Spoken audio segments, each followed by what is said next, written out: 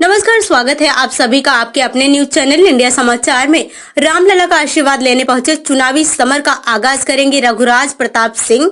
जनसत्ता दल लोकतांत्रिक पार्टी के जनसेवा संकल्प यात्रा के दौरान प्रतापगढ़ से सुल्तानपुर होते हुए अयोध्या के लिए हुए रवाना, जहां पर सुल्तानपुर में ब्लॉक प्रमुख यशभद्र सिंह मोनू द्वारा सैकड़ों समर्थकों के साथ राजा भैया का जोरदार स्वागत किया गया। अयोध्या में मीडिया से मुखातिब होने पर राजा भैया ने कहा कि हमारी सीटें जहां जहां से मजबूत होंगे वहीं से अपना प्रत्याशी उतारेंगे और साथ ही यह भी कहा गया कि माननीय मुख्यमंत्री योगी आदित्यनाथ जी के खिलाफ अपना कोई प्रत्याशी मैदान में नहीं उतारेंगे। और गठबंधन की बात पूछने पर उन्होंने साफ कर दिया कि अभी भी न किसी से कोई बात चल रही है और न ही आगे हम किसी पार्टी से गठबंधन करेंगे। ये थी हमारे संवाददाता इंडिया समाचार के लिए शिवपूजन सिंह की खास रिपोर्ट अयोध्या से।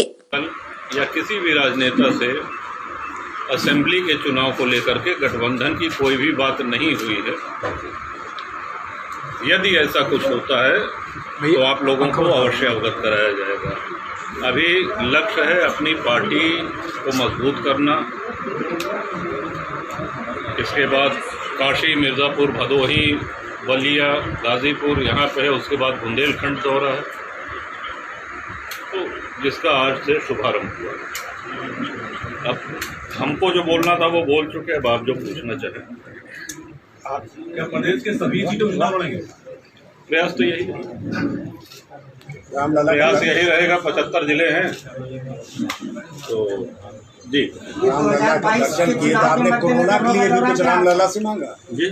कोरोना के लिए भी रामलला से नहीं, उनसे हम सब कुछ मांगते रहते हैं और हमारे इष्ट हैं, हमारे आराध्य हैं। हमारे जीवन में जो कुछ भी शुभ है वो उनकी देन। ये 2022 के चुनाव को लेकर आप दौड़ा कर रहे हैं क्या? जी हाँ, 2022 के असेंबली के चुनावों को लेकर के और उसके बाद भी रास्ते भर में आपकी काफ़ी लोकप्रियता रही, युवा आपके साथ काफ़ी तादाद में जुड़ रहे हैं। क्या ये युवा 2022 में वोटरों में तब्दील हो पाएंगे, वोटर ये बनेंगे आपके? युवा तो वोटर ही है, युवा तो सबसे ऊर्जावान वोटर होता है। 18 वर्ष के ऊपर को जो युवा है वो वोट भी देता है, वो आपके लिए प्रचार भी करता है, दौड़ा भी करता है, वो तो सबसे ऊर्जावान वोटर है। 2022 के इलेक्शन लेकिन युवा का जोश और वरिष्ठ जनों का, बुजुर्गों का अनुभव, ये दोनों साथ होना आवश्यक है। ये 2022 का इलेक्शन आपका किस मुद्दे पे इलेक्शन फोकस होगा? सर आप कह रहे हैं सर आप कह रहे हैं कि अभी लोगों से कोई बातचीत नहीं, समझौते की हुई, तो आपको क्या लगता है किससे बातचीत बन सकती है? नहीं, देखिए, अभी चूंकि बातचीत किसी से नहीं हुई है तो अभी कयास लगाना कि किससे बन सकती है, ये तो जल्दबाजी होगी। आपको अपने निकट कौन लगा, अपनी विचारधारा के निकट? नहीं, देखिए, जहां तक हमारा व्यक्तिगत संबंध है, हमारे सबसे अच्छे संबंध है। विचारधारा की जहां तक बात है, ये हमारा एक कहिए कि सौभाग्य रहा। 5 माननीय मुख्यमंत्रियों के साथ काम करने का अवसर मिला। सब में अलग अलग खूबियाँ हैं, तो ये नहीं है कि जो मौजूदा है उसकी प्रशंसा की जाए। सबसे बहुत कुछ सीखने को मिला और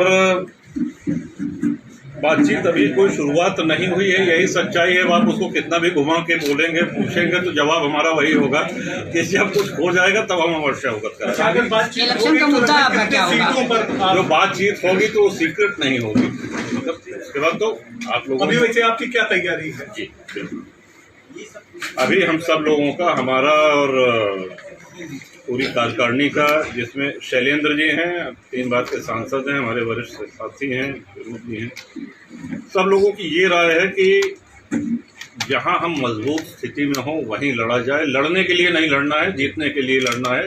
जीतने की संभावना जहां हमको दिख रही है वहां पे लड़ें। तो 100 ऐसी सीटें करीब अभी तक चिन्हित की गई हैं, तो अब आगे का देखा जाएगा, उसमें अगर 100 से अधिक भी संख्या हो सकती है। और 100 आसपास जो अभी आप कह रहे थे, गाजीपुर, बनारस की सीटें नहीं, पश्चिम की भी।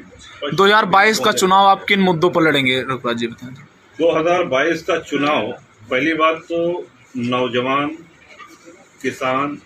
अब किसान का जब आप बात करेंगे तो हम ये भी स्पष्ट कर दें कि जो किसान आंदोलन आप देख रहे हैं या पूरा देश देख रहा है इतने दिन से, धरना प्रदर्शन जी, उनको हम असली किसान नहीं मानते। असली किसान खेत में पसीना बहा रहा है, काम कर रहा है, जिसमें से हम भी हैं और आप भी शायद ग्रामीण पृष्ठभूमि के होंगे। आपके भी पिताजी खेती किसानी ही करते हैं। खेतों किसानों की अपनी समस्याएं हैं, इससे कोई इनकार नहीं है। समय पे बिजली, पानी, यूरिया और डीएपी की सप्लाई हो जाए, फसल तैयार होने के बाद क्रय केंद्रों पे उनको एमएसपी पे उनकी खरीद हो जाए, क्योंकि ये विभाग हमको 2 बार मिल चुका है खाद्य रसद। तो एमएसपी का क्या महत्व होता है। तो अब जैसे किसान प्रदर्शन कर रहे हैं कि साहब एमएसपी खत्म हो रहा है इसलिए हम धरने पे बैठे हैं। एमएसपी कभी खत्म नहीं हो सकता है। 1967 में ये आया, पहले धान पे लगा, फिर गेहूं पे लगा, फिर अन्य फसलों को इसमें समायोजित किया गया। तो ये भ्रम फैलाने की स्थिति है। अगर कोई धरना प्रदर्शन में ये कहता है कि साहब सरकारें एमएसपी खत्म कर रही हैं, तो ये उस समय भी हमने कहा था, ये हम आज भी कह रहे हैं। और ये कभी भारत से खत्म नहीं होगा एमएसपी। मुख्यमंत्री जी के खिलाफ आप कैंडिडेट उतारेंगे? मुख्यमंत्री जी के खिलाफ कैंडिडेट अपना उतारेंगे? क्या चीज? मुख्यमंत्री जी के खिलाफ अपना कैंडिडेट उतारेंगे? मुख्यमंत्री जी कहाँ चुनाव लड़ेंगे? वो तो एमएलसी हैं। अरे नहीं लड़ेंगे। अयोध्या से अगर लड़े तो क्या अपना प्रत्याशी आप उतारेंगे? नहीं, पहली बात से भी लड़ेंगे। अच्छा सुनिए, ये लड़ते हैं तो क्या करेंगे?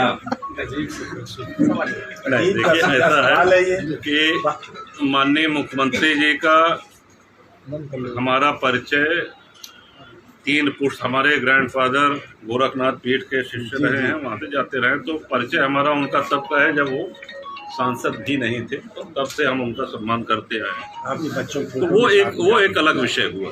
वो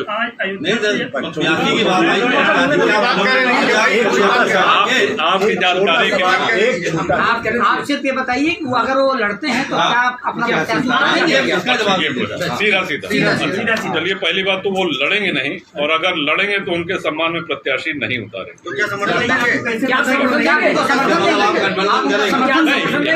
कई जगह होता है, कई सीट पे नहीं लड़ाया जाता है, तो वो पीठ का सम्मान रहेगा। ये बताइए, सारी पार्टियां अयोध्या ग्रुप कर रही हैं,